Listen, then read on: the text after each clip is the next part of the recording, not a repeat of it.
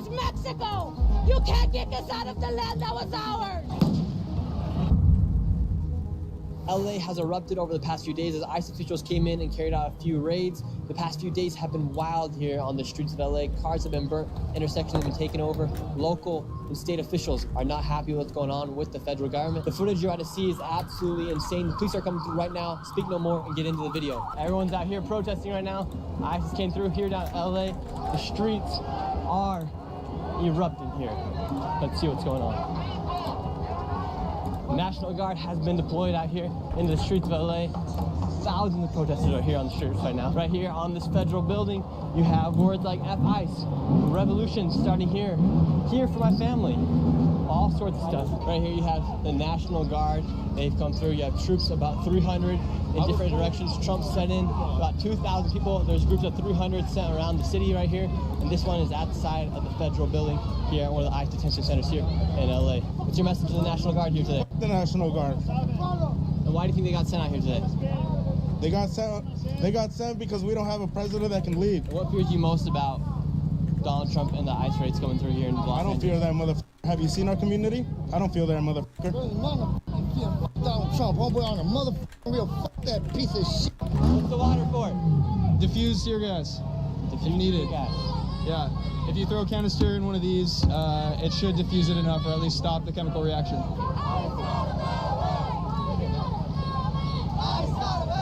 What makes you want to come out here with the Honduras flag out here? I mean, these are my roots right here, you know? This is where my family came from. I'm a first gen. A lot of people wonder on social media, why are people coming out here with other nationalities' flags? If they don't like America, why don't they go back to I love America and what it represents. You know, the idea of America to our people is a better future and an opportunity to have a job and create something that in our homes we don't have.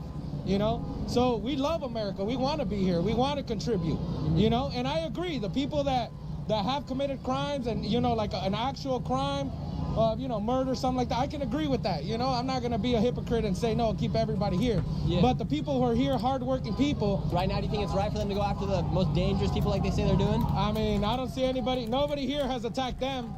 And they initiated all of this. We're peacefully protesting. They're the ones that come out with riot shields. They come out with billy clubs and all kinds of shit. I don't know who's the aggressor here, but it ain't us. You! I can't wait to know you! Take off your badge, This is crazy, boy. guys. Take off your badge! Coward! Get that shit from my fucking face! Okay. That guy's yelling at the ICE officials for being a coward for wearing a mask. Meanwhile, he also has a mask on. What's your message to the police officers in the National Guard right now? They've got a choice. They don't have to do this fucking shit. That's it. They can either be American citizens or they can be what they're doing right now. You don't think they're acting like as American citizens? No. Do you think they're trying to protect the country or make it a more dangerous place? What do you mean? Like, this is way, way beyond what it needs to be. Something's about to break out real soon. If these people keep taunting the police officers with all these other flags, all these other words they're saying to these police officers and National Guard, something's about to happen. You guys suck! Christy Lewis, you guys suck! Donald Trump, I can tell you're very upset. Of course we are. Yeah. We feel some burning in the eyes right now. Upon arrival here, everybody be prepared. We still fight for the legalization of all in occupied territories. This was indigenous land. This was Mexico. This is our fucking turf. F these motherfuckers. Free them all! Stolen people on stolen land. Black people were stolen. Then it was taken from the indigenous. Stolen people on stolen land. What's your message to ICE and to the federal government today? Just the message just straight up is just this government is fucking corrupt as people need to fucking start realizing that shit. And fucking, we need a fucking factory reset. We need some justice up in We here. need a factory reset for sure. Straight the fuck up, you know what I mean? You have lots of tattoos, and people oftentimes interpret tattoos with being a part of a gangs and whatnot. Have you been checked for gangs or anything like that? Yeah, I'm focused on some other shit. I'm not worried about that though. You're not worried about that? So essentially all that's happening right now is that ICE, police, DHS, and the National Guard are just holding a line here outside this federal building. Protesters haven't gone back at the police quite yet. We'll see what happens. Could be happening very soon. This was our land. All this is stolen. And what? Now we're fucking illegal here. Are you fucking kidding me? You're not fighting for You're not fighting for this country. We're gonna dox you. We're gonna dox you. We're gonna dox you. I love this flag right here. You just said you love that flag right there. What's your favorite thing about the Mexican flag? What colors? What's the purpose of bringing out the Mexican flags today here while we are in the United States? Honestly, I have no idea, bro. I just came here to just show out. That's it, bro. Do you think it's low-key like, all right, if you want to rep your flag, go back to your country kind of vibe, or do you think people are just upset with what's going on? I don't know. Honestly, like, it's true, you know, like, we did come, but, like, I don't know, bro. Just, they're here already. They don't want to leave. Why are they protesting what's going on here in the United States if they don't want to go back to their country? Because they think it's, like, it's stolen land, so they think they could just come in here, you know, and take over. And this guy right here is essentially taunting National Guard right here, saying National Guard, LOL. Meanwhile, National Guard is right there with their troops. The lawyers have arrived. Yeah. What are you guys here to do? We don't talk to press, I'm sorry. Okay, and what's your guys' job here to do? We're legal observers with the National Lawyers Guild, so we're a third party. Yeah. So if the protesters say they touch a police officer, one of the members of the National Guard, who's at fault? If they then detain that person? We don't. Just look up National Guard. So the people with the green hats, they essentially watch to see if law enforcement does anything that they could then go and sue them for. So who knows who they get paid by? However, their job is to make sure that if a protester does get detained, they get all their name, info, so that they can go and file a lawsuit as they're part of the National Lawyers Guild. And a lot of people wonder who funds that group with the green hats. Is it George Soros or is it some other outside organization? Nobody really knows. We got this group right behind me gathering right now. They're all masked up. They're in a circle. Looks like they're planning to do something. You're here talking to the National Guard. What's your message to them today? I'm just asking this dude to think, you know. I was just talking to this guy, asking him, if they give you the order to shoot, are you gonna do it? He wouldn't look me in the eye. It took a while, but he told me no eventually. None of these people want to be here. This captain looks sad as f***. Look at this captain, bro. Sad as f***. He does not want to be here doing this. For one, if you're talking about me like that, and this reporter's obviously showing the camera on me, I'd be like, man, I ain't saying none of that shit. I don't want to be here doing this, and yet they are. They need to make their own fucking choices and think for themselves. Would you like to see them disarmed in front of thousands of people? I just want the National Guard out of my city. I want people freed. I don't want to see any more kidnapping. I don't want to see any more ICE in our communities. I want to see tax dollars going to this. Who would you like to protect the nation? The people. I mean, all I care about is the people. I just want everybody to be safe, not kidnapped. Do you think there needs to be laws here in the United States to regulate things like immigration? Absolutely. I think people need to not be kidnapped. For instance, this is all caused because a lot of people did come to the country these past 4 years. Do you think there should be regulations with who comes across the border and how many come across? You know, I think whatever regulations there may or may not be, they're abducting people at court cases, right? If somebody comes across the border without due process, do they deserve due process going out? Yes, everybody deserves due process. Now they're all moving, they're going to City Hall. Due process.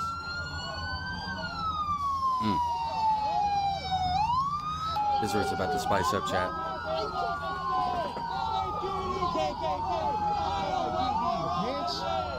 Fuck LAPD. All these people right here taunting the police. Direct line in between them. More police are coming. Fuck LA. What do you guys say? Bro, this is fucking bullshit, bro. They out here hurting innocent people. Fuck you, bitch. The lady with the scarf right here, she was one of the people in that group that I was talking about earlier on in this video. Her and this guy right up here causing all the chaos.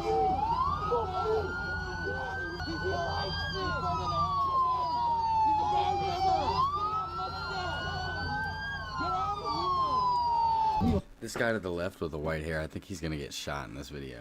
That's okay. What's the mask for? I'm the rubber bullets. The rubber bullets. You're handing out the mask. Why are people having masks? And who do you think's in the wrong? Newsom or Trump right now? They're battling it out. Trump, definitely. You on the right or wrong? Wrong. Totally. Look at what's happening. I mean, clearly. What are you gonna do? Huh? What are you gonna do? I don't know. I'm just kind of here. Just keep the finger up? Yeah. I don't know. I'm just kind of here. It's crazy. Bitch, no, this guy's a fucking. He's a fucking white nationalist. F this guy. You're not a fucking bitch. Don't touch the camera. Fucking bitch. Hey, yo. Hey. You're a fucking. Hey, yo, he's fucking the camera guy up, bro. What the hell? Get the fuck out of here. I know you fucking do. You fucking. Yo, it's dangerous, bro. He's in the danger zone. This guy's serious. Bitch. Bro, you don't need to put. If he's one of them, they're gonna get it. I don't give a. I'm not fucking touch his fucking face. You know what the fuck you do? What did I do? You know, Guys, what is up with this guy? Oh, you fucking bitch ass up. I'm not doing anything. Get the fuck out of here. Just like the cops. Get the fuck out of here. Hey, I have a right to be here just like you. Yeah, so do we, motherfucker. Hey, I'm not. So why the cops here? You're a fucking cop. That's what you I'm not fucking the are. cop. Yeah, you are. You fucking How am I a asshole. cop? Hey, yo, he's in danger. You gotta go, bro. You gotta get out of here. What? I'm fucking cornered, you little bitch. Are you a little fucking bitch? I fucking see you on fucking line. Oh, you fucking antagonizing right-wing fucking ideology, motherfucker. This is our fucking land, you fucking bitch. Get the fuck out of here, dude. Dude, I have every right to be here. I don't give a fuck. Stand your ground, I'm the homie. fucking police. I'm telling you not to be here, motherfucker. Stand your I want to be ground. here. Well, I'm fucking telling you not to be here. Get the fuck Get out out of of my here. way. You towards the cops, you fucking little faggot. Get out of here. Little fucking asshole. I know you are, you fucking right-wing motherfucker. You're a little fucking bitch. I have every right to be here just like you. Well, I'm gonna be right next to you the whole fucking time. Okay. Fucking cause hell, you little faggot. Dude, is this guy Do it. crazy or That guy's what? mad at me for being here. Meanwhile, I'm just trying to show what's going on here. Bro, this guy's crazy. If I was the cameraman, I would have been like, I would have fucked off for a bit and came back. That's fucking insane that he's standing his ground against this dude. He could knock his ass out. I'm your personal bodyguard now, motherfucker. Thank you. You little bitch. I didn't do anything to you, sir. Now the police are backing up. People have taken over the police in here. They just broke the windshield of the police. So it makes no sense. I understand why the protesters are out here today. They're upset with ICE. The police are trying to leave, though, and they won't let the police leave.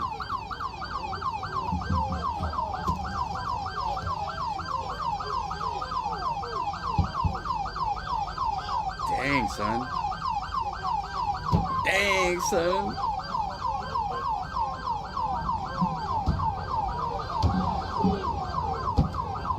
So watch. The police are trying to leave out of here, and watch what's going to happen to this police officer when he drives away.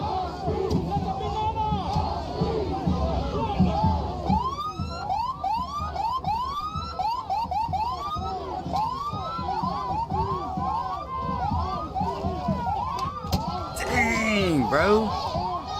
See, that's what I'm talking about, y'all. These are the rubber bullets. You might not think that's gonna hurt. That shit hurts, bro. That shit hurts. That leaves like permanent marks. The police have been overtaken here on the streets. There's about 10 of them now here on the streets, and over 1,000 protesters are throwing waters at the police. Now the police are about to shoot.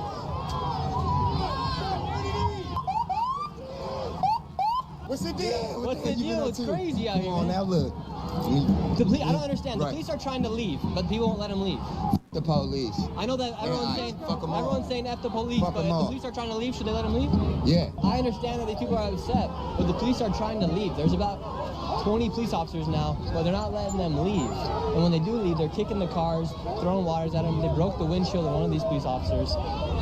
So I understand they're upset, but I don't understand why they won't let the police leave if they're trying to leave. Everyone's going back to the National Guard where the people are being detained right now.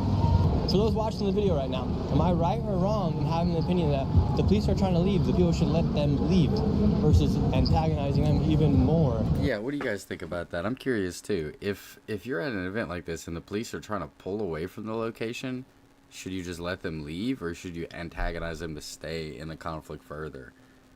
I mean, that's a good question. I mean, if they're trying to go at this point, they're not like supporting the defense here, then fuck it, just let them out, I think. What do you guys think?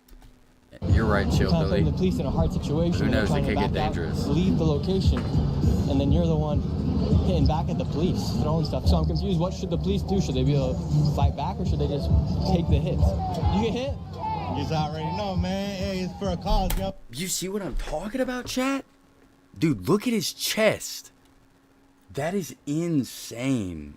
That could kill somebody if they have like a weak chest. I mean, that could have like collapsed his lung. Like he could be dead off of that rubber bullet. Look at the damage it did. You know what I'm saying? We out here, bro, as we can, man. You know what I'm saying? We man. Wow, you took that hit right on the chest. Oh, yeah, bro. I was just riding my scooter, like, you know what I mean? Just another day and just BAM! Were you hitting the police or did you just get caught in the crossfire? Man, I did something. I ain't gonna lie. I fucked shit up, so, hey, this shit comes with a price in the end, you know what I'm saying? Now, everyone has rushed back to the federal building. National Guard's out here, police back on that side, and thousands of people. Streets are filled. Now police are shooting.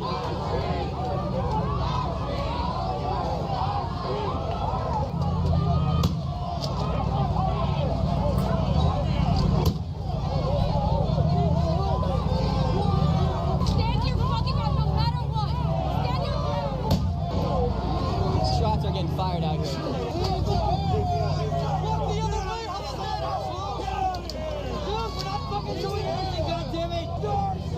National Guard has now been activated. They've left their spots and they're pushing everybody back.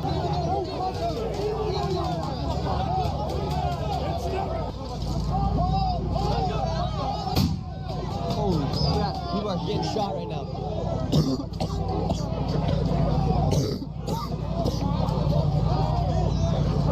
They dropped the deer guns.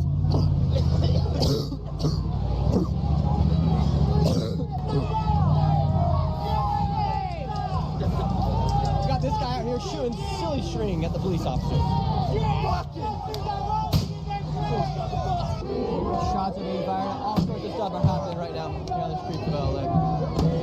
You are the rioters! You are the rioters! Fuck you! So these are what they're shooting at the protesters. There are these rubber bullets right here. These are powerful. They're coming out and they're ricocheting everywhere at the protesters. As a protester, do you feel like you guys are accomplishing your purpose out here today? I don't know who you are, man. I'm not talking to you. Right, so what happened to this guy right here? He got hit with a rubber bullet.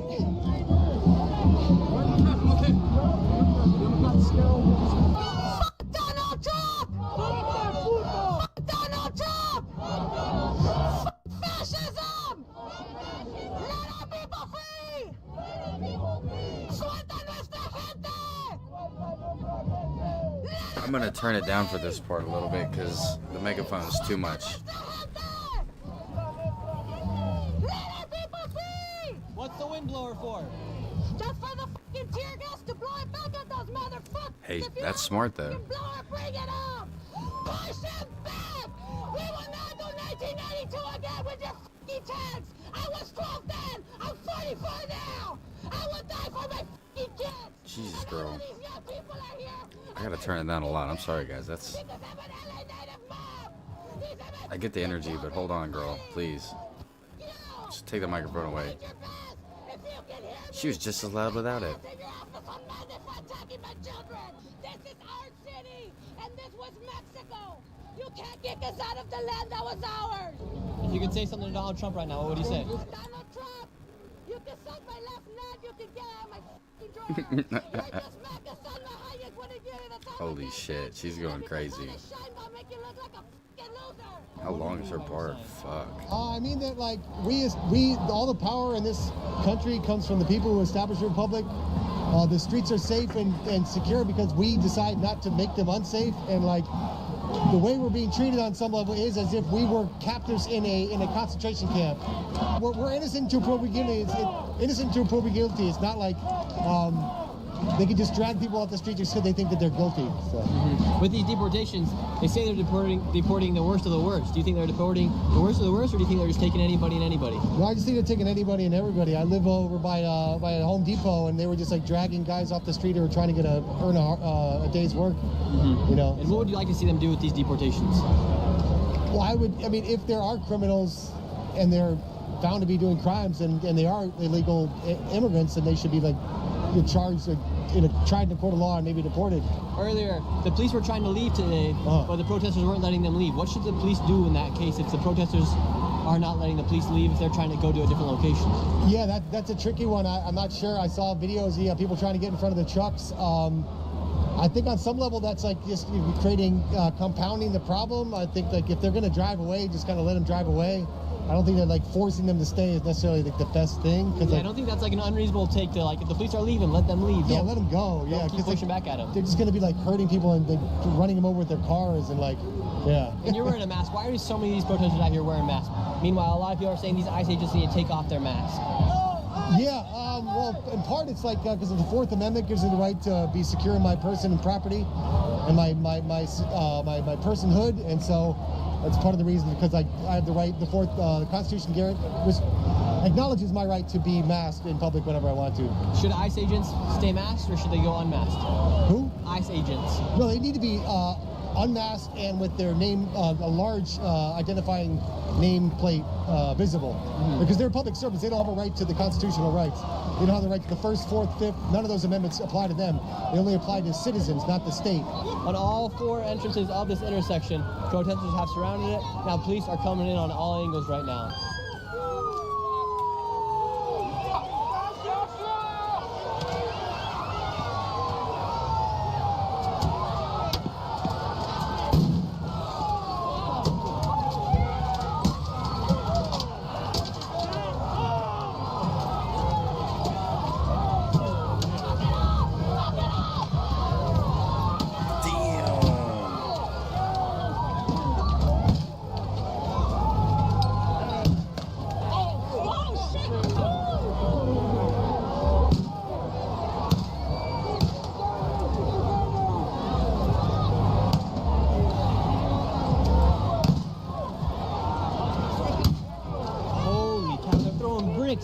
the police. They were throwing bricks at the police officers, shattering the back of the police officer's car. Now they're taking open fire here in the streets.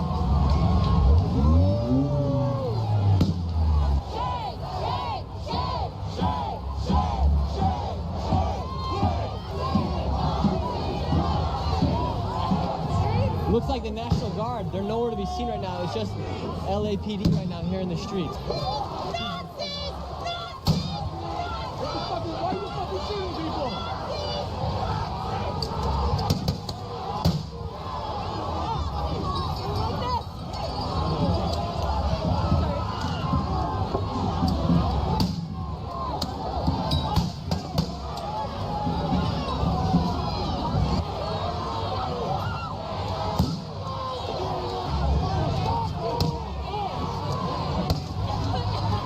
And just when you think it could get more crazy, the madness just continues here on the streets of LA. Now you have a big group of people all sitting down in front of the police. This is a repeat of 2020 here on the streets of LA.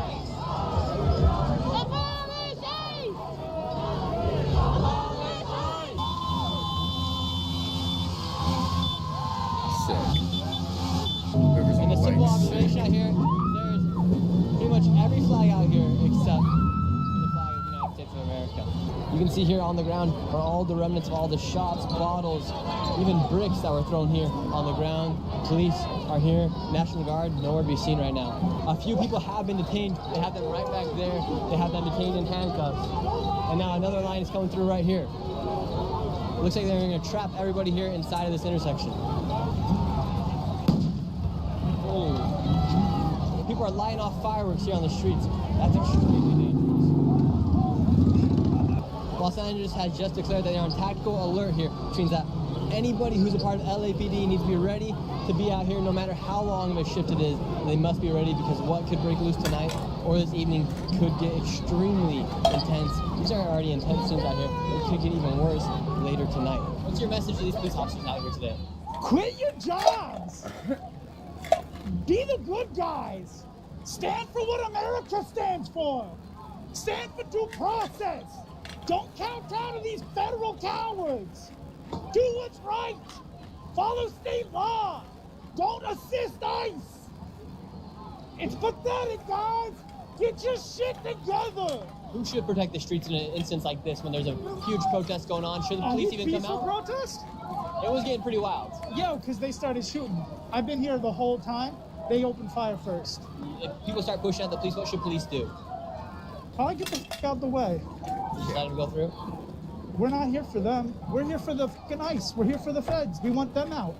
LAPD, we got no beef with them. In fact, the governor said that state law dictates that they're not supposed to aid immigration in any way whatsoever.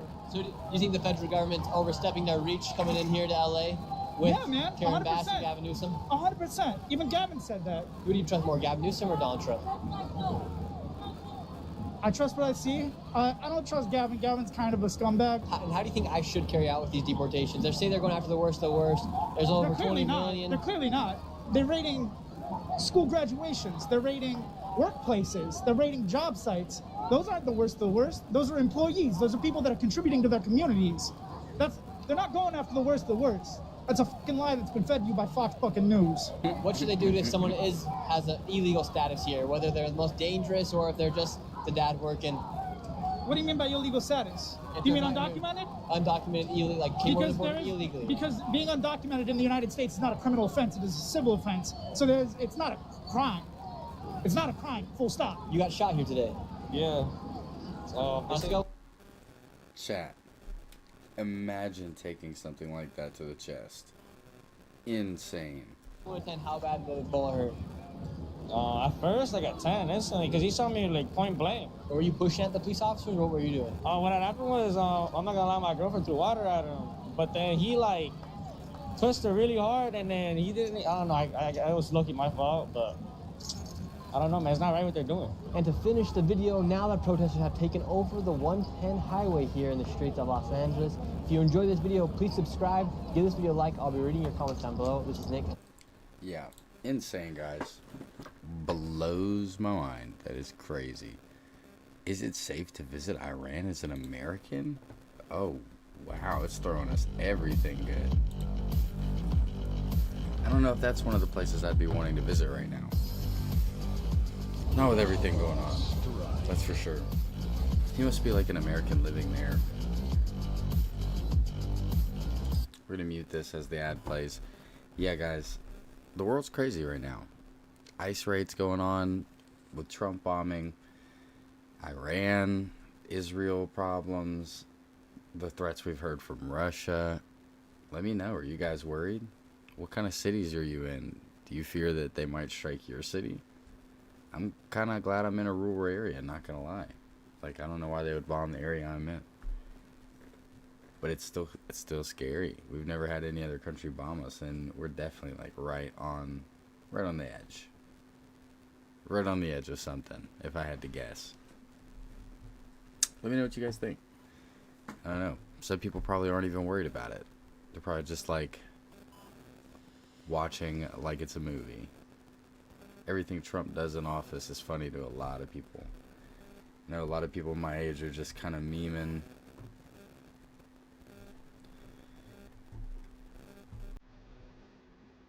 Let's see if we are close. What even is this fucking app, bro? You guys ever wanted to play something like this? Fuck no.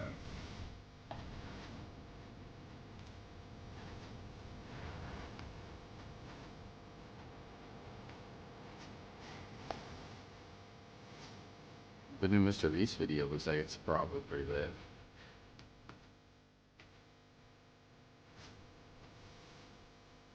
Everybody's watching it, jeez. Alright, 5 more seconds.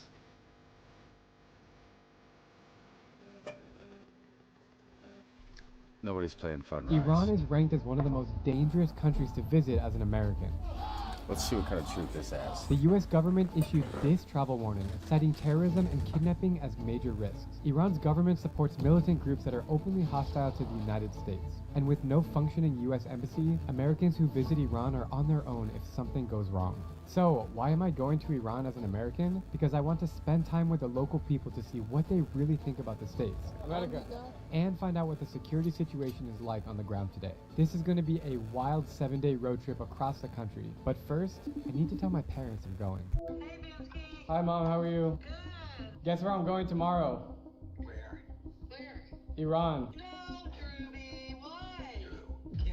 Contrary to what my dad says, you can go to Iran as an American. You just need 3 months to prepare for the visa. After a long flight from Prague to Shiraz, a city in southern Iran, we have a little issue with my cameraman's visa.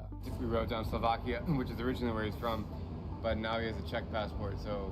Matze and I are basically just doing loops right now in the immigration area. We've been waiting for 2 hours. Still no visa for him. Alright, you got it? Let me see it. I'm not getting deported, so that's a good thing.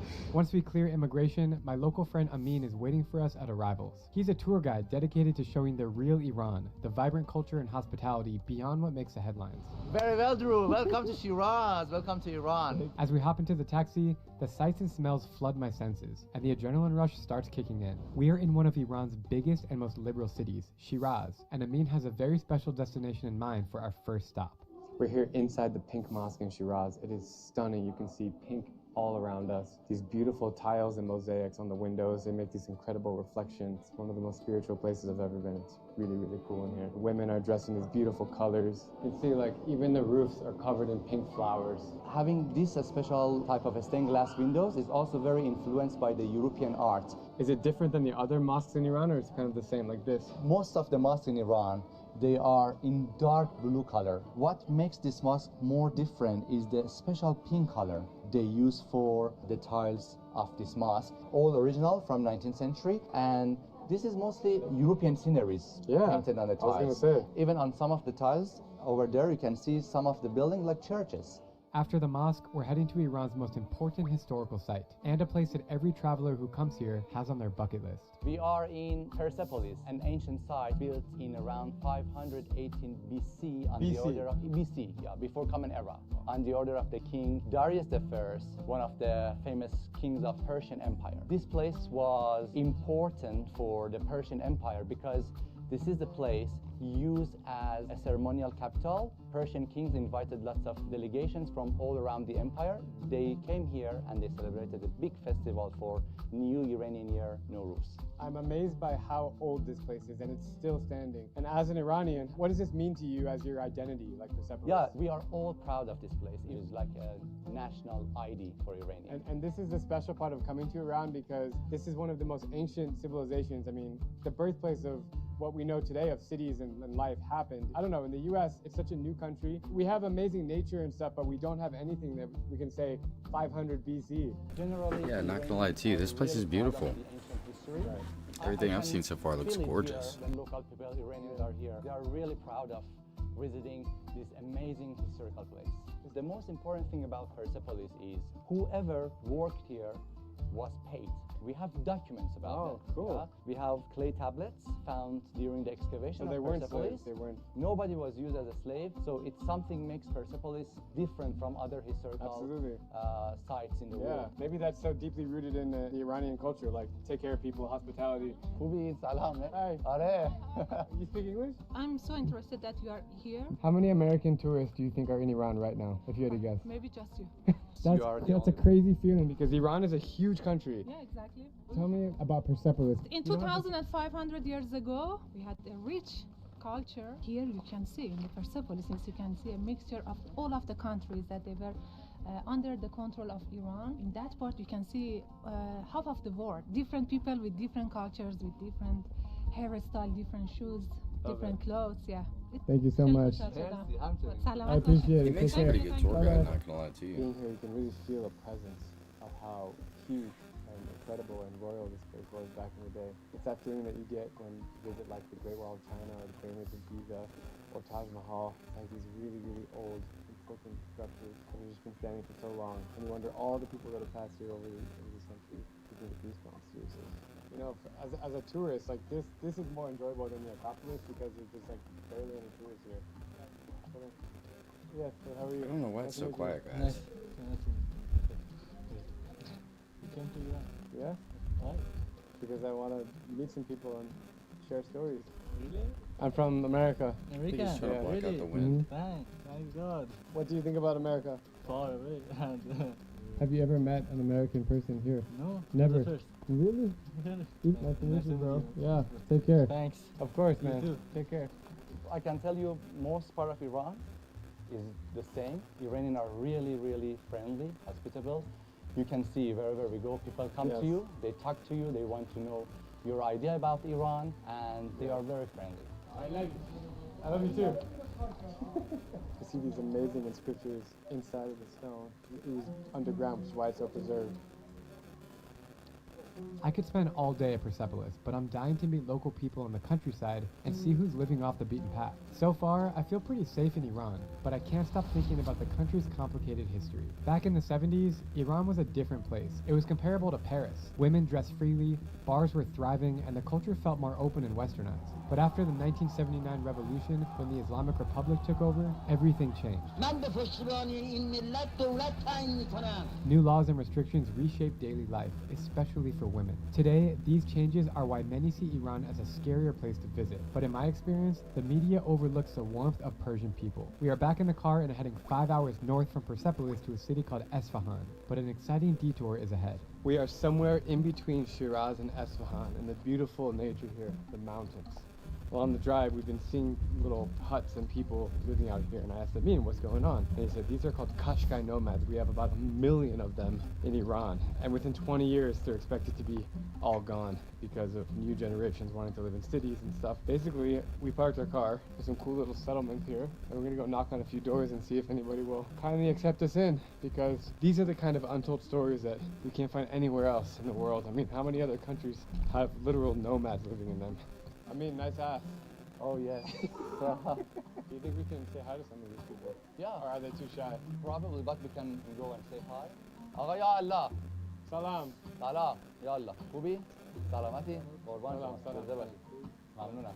سلام سلام. سلام. سلام. یا الله. خوب هستین؟ سلامتی؟ سلام. سلام. خوب هستین؟ ممنونم. سلام. احوال شما خوب هستین؟ سلامتین؟ ببخشید. سلام. خوبی؟ سلامتین؟ ممنونم. سلامت باشید. That's a lot of salams you say. Yeah, I said salam to everybody.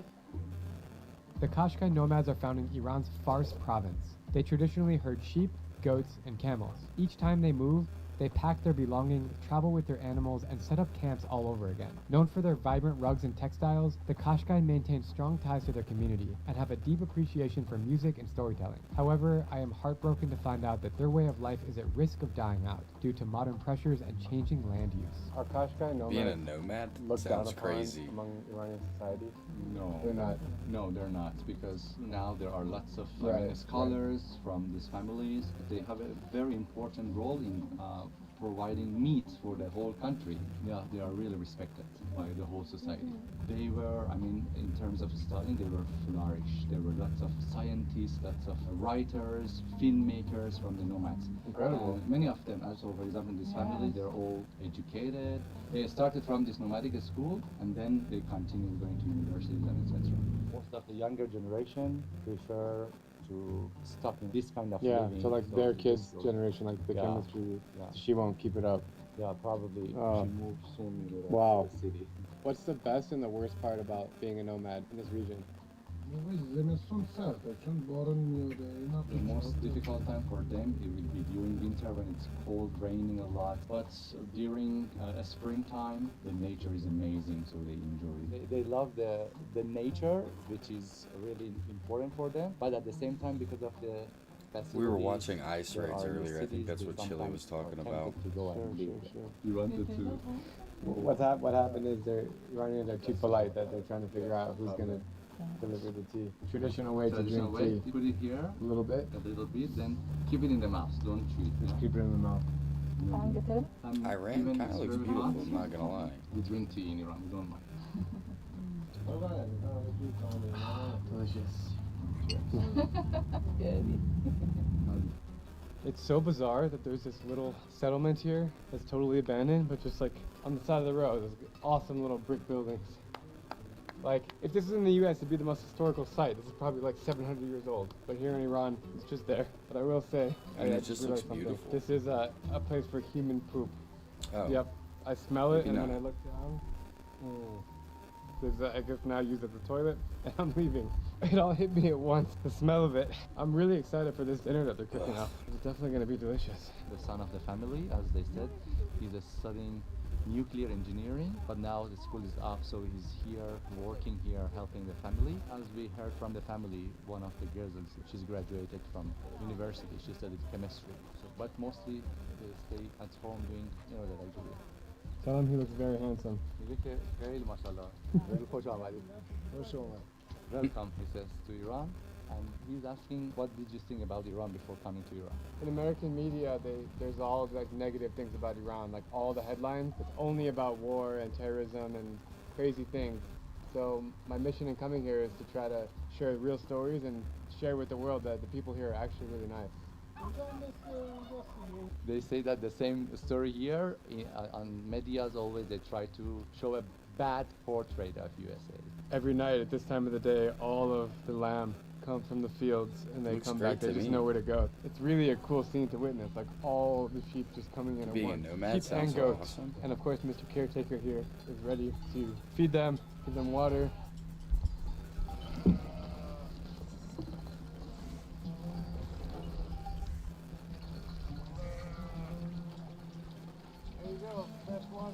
And now after they drink water, they all go inside of the pen here. It's so cool. All of them are like trained to know exactly where to go and at the same time every single day. Let's try to get in. Come on, let him in, let him in.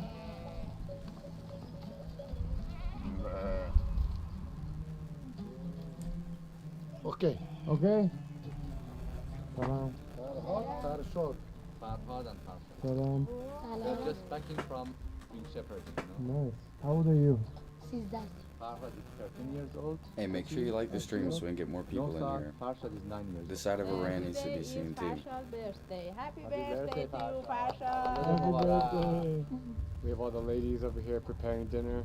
It's gonna be amazing. They're making some lamb and rice with vegetables. It's nice, everybody's warmed up to us and they're all just hanging out, waiting for the dinner to happen. And this is what it's all about, you know? Just good vibes, happy people, and incredible nomad life in Iran. It's obviously way more slow-paced than anywhere else you would find any community in the world. It's a really, really humble lifestyle, and I'm just grateful to be here and share it with you. After an hour of smelling the meat and fresh bread, dinner is about to be served, and I couldn't be more Yo, excited. Stan, appreciate the sub on YouTube, that's man. the best part of the Crispy bread. heart of the rice.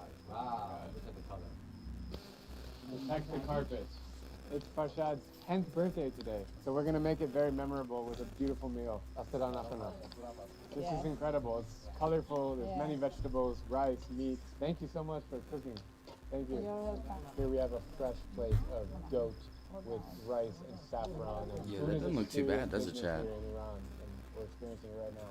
Sorry, Not guys, too I don't bad. know how to eat with Really? finger. Oh, man. Lame. This rice, so good. So the goat.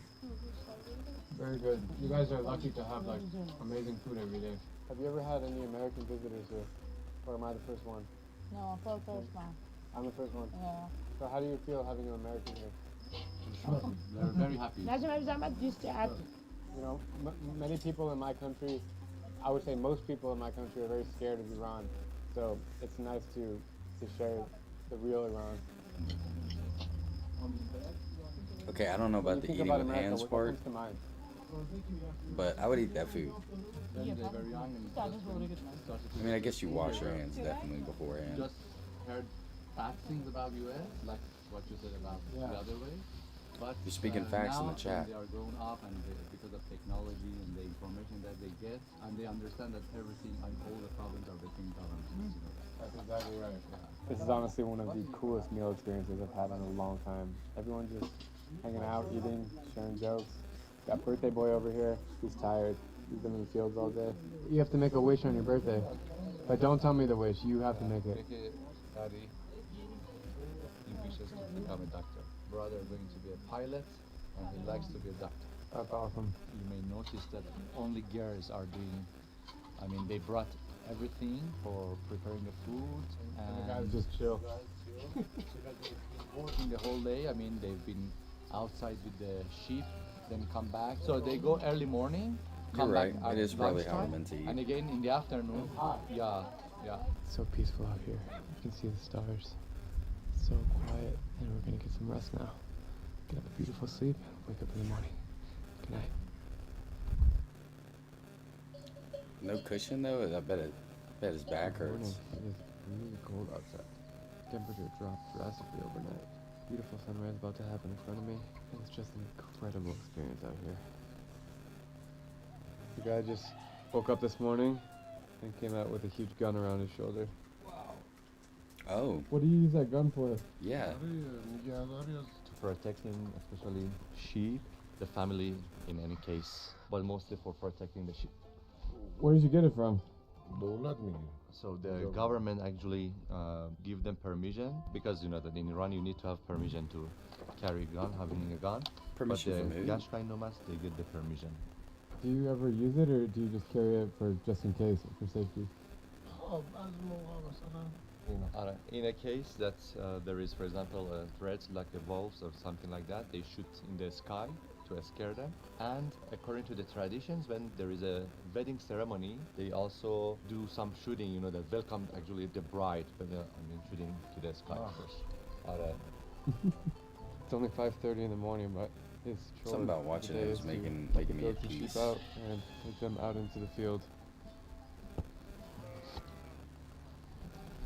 Now I understand why the sheep have such thick fur, because it's really freaking cold out here. The sun right now is just peeking over the mountains, and it's already starting to get a lot warmer. Because let me tell you, it is cold out here, and that's why the nomads move, because it's too cold in this region. We're at like 2,500 meters elevation right now. It snows a lot here in winter, so that's why they migrate. They go 400 kilometers south. Up until just recent years, they actually used to walk 400 kilometers, which would take weeks and weeks, even months. But now, sadly, as those practices are dying out and as modernization is creeping in, they throw all of their goats and sheep on the back of trucks and they drive. What do you think about this? It's amazing, you know? Yeah. I just think of the differences between living here in nature with the sun, they are ready to do everything, and compare it with city style of life. you know that it's totally different. Now I'm here in Iran because the only way to truly understand a place is to see it unfiltered. But as an American, I've realized that the news we get back home doesn't always tell the full story. This is extremely dangerous to our democracy. That's why I've partnered with Ground News for this video. It brings together perspectives from around the world, including Iran and the Middle East, into one place. So you can check bias, factuality, and who owns the source, so you know exactly what might be missing. They recently analyzed over 100 sources covering Iranians' currency crisis, and it shows how drastically the coverage differs across countries. Some say sanctions are about strategy and safety, but on the ground, they can mean everyday people struggling to buy food. Ground News helps show just how real that impact can be. They even have a blind spot feature that highlights stories that one side of the media ignores. It has really helped me step outside the media bubble and see the full picture. Traveling has shown me the world, but Ground News helps me understand it. It has changed how I read the news, and it's one of the best tools I've found for seeing every side of the story. If you scan this QR code or go to groundnews.com/Drubinski, you can get an exclusive 40% discount on the Ground News Unlimited Access Vantage subscription, which comes out to about $5 a month. All right, now let's get back to the story. You see in the Qashqai nomads, they have really specific gender roles. So the men wake up and they go out into the fields with their goat and sheep, and the women are making the amazing Iranian bread, which is really tasty. It's like really thin and crispy, and it's almost like a cracker. It's like 6 in the morning right now, and they're just up as soon as they can to make it. All right, so she's bringing us freshly baked bread. It's still hot. Oh yes. Oh my God, it's just nothing better than this cracker bread, bro. Listen to this. Oh. Low key, that looks pretty good. That looks pretty good. Leaving the nomads behind, we hop in the car for 4 more hours towards Esfahan, one of the most popular cities in Iran. On the way, I finally pick up phone signals so I can call my wife, Deanna, to let her know I'm safe. Is it safe? So far, it's so good, yeah. Guess what? Some of the women aren't covering their hair. Oh my God. So, do you have any last wishes for us? Please be safe, guys. You know, your ginger and your golden retriever. Thank you. Love you, bye. Bye-bye. Bye-bye. Bye. We've entered the lively city of Esfahan, and after just 2 minutes of walking around, I meet my first local friend who said hi to me on the street. I just met Abed here. I just want to learn a little bit more about life here because, first of all, Americans and American media are scared of Iran. You know this, right? Yeah. The funny thing is it's super safe here. No, for like Iran for visiting is absolutely safe. People are so friendly, like so helpful. But like if you want to invest here, about economy is not safe. But the living, like to live here, it's absolutely safe. Iran has like a lot of like opportunities for tourism. The nature of Iran is amazing. Everywhere you have beaches, forests, mountains. Desert culture, like over 1,000 of years in the desert. So you go to a tiny village, they're living there for like over 1,000 years. So basically the life here is great. Yeah, it's fine. In terms of like overall happiness, things to do. So people are switching from like being religious and more like closed to be more open-minded. Women used to cover their hair, and now I'm seeing so many women not covering their hair. It's crazy. So it's applied, so they have to do it. So that's a law in Iran. But they're taking it off. So they're taking it off. It's their choice. So they have to fight for it. It's interesting because most people here are not religious. They don't go to the mosque. But obviously the government has its own ways of doing things, and I just think it's a crazy contrast between the local people and what the laws are. People, they got really fed up with religion, which is really great, because otherwise if Iran was a secular country in 1979, people wouldn't wake up. So now they don't really care about religion. In Iran, like the next generation, it won't be like that. Yeah.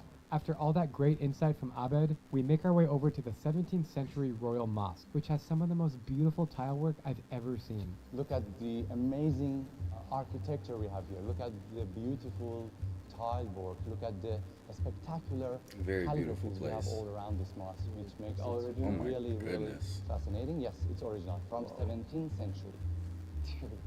The moment I walked through the arch, you know, you just get the goosebumps. If I stood here 400 years ago, it would look the same. Exactly the same. Exactly the same. I think the most impressive thing for me in here is how that light always faces Mecca, and you only see it when you enter the mosque and it goes away. The mosque is located just next to the main square of Esfahan, the second largest city square in the world behind Beijing, and I'm very excited to walk around and mingle with more locals. Teach me the phrase again. Ah, the famous phrase. Yes. Esfahan, Esfahan? Nesfe Jahan. Nesfe Jahan means? Esfahan, half the world. Half the world. I heard that Esfahan is one of the most open-minded cities in Iran, so I came here to try to meet some younger people and see what the culture is like underneath the surface. So we obviously can see amazing mosques and mausoleums that we went in, but what's actually happening behind the scenes? How are people living their life? I'm on a mission now to meet some people and see if we can find out. How are you? What's your name? Mohammed. My name is Drew. As you can see, people here are extremely friendly. We're just hanging out in the main square. The sun is going down. Kids are playing in the water. People are having picnics and riding horses. Ronaldo? No. You can see they just come up to you and sit down and they just want to make friends, and that's one of the best things about visiting Iran. And like when I say I'm American, it raises an eyebrow. And they're like, oh, American, but they just want to be friends. Put off fez. America. Yeah, inshallah. Wow, that was cool. I don't know what he was saying. He kept saying America, America, and smiling, but I imagine it was pretty genuine.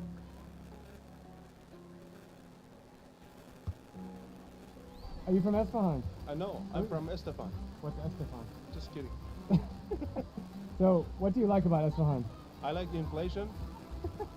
I like the political situation, sanctions. It's great. The river is dry. You know what? At least people have a sense of humor. I respect that. Really though, what's good about Iran? What's good about Iran? The nature is very varied. We got mountains, we got desert, we got the sea. The people are friendly. We don't have that variety in food. Is it a struggle to live here? Yeah, it's economically. It is economically. It's we have problems. We have daily problems. We have daily inflations, and those stressful. You know, every time when you're bombarded with the news, stress about the future. People are very educated, but mostly they want to immigrate outside Iran. But there's a misconception that Iran's dangerous, terrorism, it's a scary place. But you know, I'm American, and I'm going everywhere, and I'm telling them I'm American, and they like love to hear that. Yeah, of what course. do you think about America? People are people everywhere. American people are very friendly. I think they are very open-minded. You know, the problem is between the governments, not about people. I love American people. I love their dollars, especially. So good to meet you, man. Nice to meet you. I'll let you go, but nice to meet you. What's your name? Drew. What is it like to live in Esfahan? You're Gen Z, 21 years old. What's it like to live here? It's a beautiful city. It's a history, and Nasha Jahan Square is very big and very popular. Yes. Yeah, it's amazing here. Yes. Have you ever met like tourists coming here, or it's really uncommon? Yes. The last summer, I met two Spanish tourists. Nice. Have you ever met an American tourist? Never. So I'm American. How does it feel to? Really? Yeah. Why? Oh, really? I've never seen an American Really? person. Yes. You've never seen an American person? I like go to the America. I like. So what do you think about America? Regardless of course. politics, I think American people are very kind. How do you know if I'm the first one you've met? I saw so many Americans just in movies, not in real life. Of course, I see so many tourists in here from all around the world. Expect America. Is it safe here? It's not as dangerous. What do you think about Iranian people? I mean, you may hear about Iranian people that they are very kind and hospitable. They are. That's just the message that I want to share in my videos. Iran's incredible and super safe, and people are friendly, like these ladies. I'm so happy to hear that. Yeah. American person. Iranian people are very kind and friendly together. How does it make you feel that the entire world looks down on Iran? They think it's a terrorism country. There's just this horrible, dark picture of Iran that the whole world sees. How does that make you feel? Because Iran always is in the media in a bad way. So just recently, like in 7 October, what happened in Israel. So in the news, most of the country they say, oh, Iran got involved with the war. So and they put pictures of the war. So that's the media. It's completely separated from the people. Exactly. That's the point. Yeah. That's the point. I bet if you could say one message to everybody in the world. I would say تعصب بیجا مانع درک است. That's a As the good sun eats goes right there, down, Chad. I'm meeting up with a Good friend of eats. a friend who's going to help me sum up my thoughts when it comes to safety in Iran. What is special about Esfahan to you? It's so clean, so clean. Comparing other cities in Iran, also people are kind to each other. It means you can find people whom you can trust on them. Yeah. Okay. You know, before I came to Iran, a lot of my friends and family, even my parents, think that I'm so crazy, that it's so dangerous. How does that make you feel? I know, I heard a lot about it in news. That's not the truth. Iran is very safe. Like, okay, in every country we have problems. We have maybe inner war. So every country has it. Well, it's right in the middle of the world. Exactly, and you have it is. many other wars happening around Iran, and it's just, yeah, it's a mess politically. Unfortunately, yeah. But the point is, Iran is very safe, very kind people. If you could say any message to people in the world watching this, mostly American people watching this, what would you tell them? I would tell you that Iran is safe, and don't let news to cheat you. And if you travel to Iran, so because it's very economic, very safe, and people are very welcoming and nice to you, so guys, you will have a nice trip and stay in We visit Iran, both sides I of the can coin on promise. this channel. As I head back to my hotel, You know what I'm I saying? want We to see update what my the parents media who've been waiting says. eagerly to hear from me. Pause for a sec. We see what the media says. You know, we watched ICE raids earlier. We watched Trump's message. We watched what the media was saying about Iran. And now we go and look at the other side of the coin. This is recent. This is within the last couple days. And we've seen nothing but like a beautiful place, beautiful food, beautiful people. Everybody's happy, enjoyable. You got to know that you got to look past the media sometimes. I mean, they're just like us over there. They're living the same kind of visions. They want the same things for their lives, etc. Hey, I really want to take you here. Oh, I think I am okay right now, but thank you. I don't know, man, but the world's falling apart in the Middle East. You're there. I promise you it's safe. Yeah. All right, I believe you. You look like you're in very good hands, so that makes us happy. Thank you. Don't worry at all. Don't worry at all. My mom is right. I am in good hands. With Amin as my guide, everyone here has been super friendly. But there's something else worth mentioning. While the Iranian people seem happy on the surface, life behind the scenes isn't so easy. Thanks to international sanctions, Iranians can't use foreign credit cards, which means they can't book flights, travel, or shop online like we do. Amin tells me he has to visit a physical travel agency and pay for flights in cash. And when he has to travel abroad, he needs to bring a lot of US dollars, since he can't withdraw money from an ATM. It's a tough reality of being Iranian. Our road trip is now going to take us north and west, deep into the Kurdish communities and villages, which is going to really show the diversity of Iran. If you've never heard of Kurdistan, it's the world's largest unrecognized country, spanning Iran, Iraq, Turkey, and Syria. It has more residents than all of Canada, but sadly, regional politics prevent them from uniting as one nation. My goal for the remainder of the trip is to visit the smallest villages to meet the Kurds and see what their life is all about. And that leads us to our first town called Harsin. In true Kurdish fashion, their amazing hospitality shows as we're invited for a glass of tea with random locals. Mr. Aviator, guys, show me how to crack open the walnuts. Wow, that's so cool. Thank you. That's about as fresh as a walnut gives. You'll notice, like, when you shake their hands, they always put their hand over their heart, which is like a sign of respect. His name is Darius. Darius. You know, Darius is the Persian pronunciation for Darius. King Darius. Hot. It's super hot. Be careful. After a lovely first stop, we hit the road for Kermanshah, the largest city in Iranian Kurdistan. We're driving through this massive dust storm right now. Holy. Jeez. Coming from whence? From Iran. Iraq. Are you picking on Iraq? Oh my God. In Arizona we have these. We call them haboob. H-A-boob. As the road continues, the modern side of the city begins to fade, replaced by an older feeling of life. But before we go any further, Amin says we need to stop for gas. Because Iran's such an oil-rich country, it costs about $1.50 to fill up this entire car. It's subsidized by the government, so it is literally dirt cheap. Stopping on the side of the road here in the middle of nowhere, and there's a lot of goats. They're surrounding our car.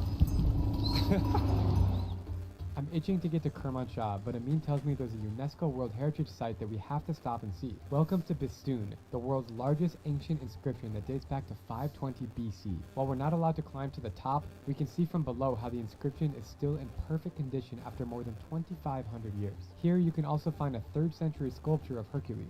It is pretty cool how detailed it is. You can see like his beard, you can see his fingernails, just casual. Alright guys, that is the side of Iran that you never get to see. It does look beautiful there. So we're going to go ahead and pause this stream for now. We're going to cut off. It's been our hour of induction. We've looked at the other side of the coin.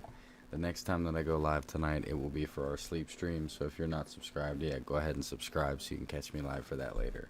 And I'll catch you guys in the morning.